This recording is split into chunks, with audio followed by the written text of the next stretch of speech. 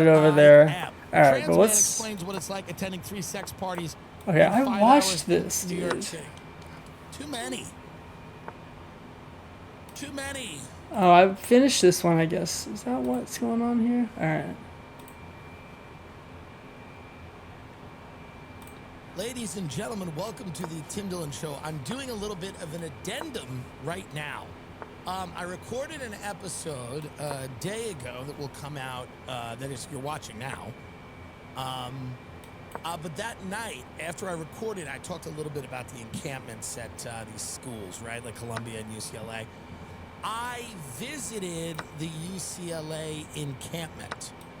I got out of my show at the Hollywood Improv. I said, I've got nothing to do. So I went and to check it out, what was going down at the UCLA encampment. And I was very surprised. I drove my Bentley onto the campus, and I parked it, and I threw the hazzies on, put the hazards on, and got out and just started walking around.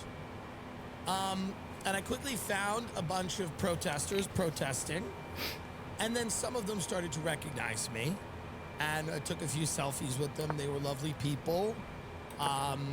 You know, they were like, His queen is so far away from everything, and, you know, doing anything. Welcome, and, you know, whatever I can do, you know, anything I can do, you know, to stop the, you know, genocide and the war and the imperialism, and, you know, it's to take some time out of my day to do it, which I don't mind doing, you know, and I think it was kind of certainly brave and kind of inspirational for many of them to see me. And I don't want to ever take that away from them. Where are you I don't going, want anyone bro? to ever feel like, you know what I mean? It's hard to know what he's actually trying to do here. This just seems so bad, everything. You know, the whole thing. We were really doing it. I was there for about 30 minutes, but the whole thing. And then a few people go, do you want to go see the actual encampment? And I was like, okay, am I even allowed in? And they're like, yeah, you're allowed in if you're with us. So these Muslim kids, I think they were Muslim.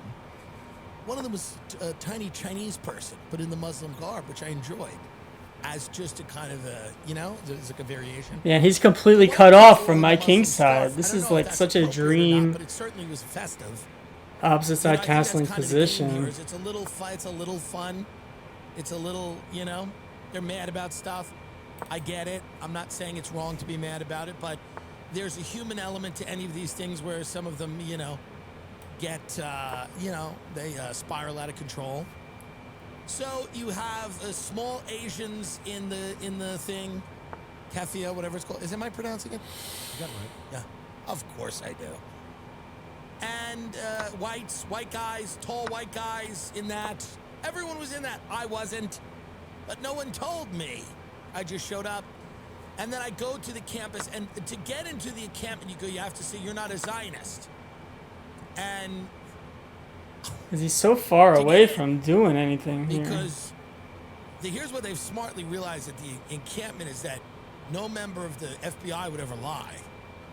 So the reality was, they go, are you a Zionist? I went, no Zionism here. And they just let me in.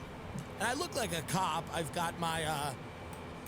I'm in pajama pants, I have my hoodie, and I'm walking around the encampment and just kind of meeting people, you know, just kind of making it a nice night for them.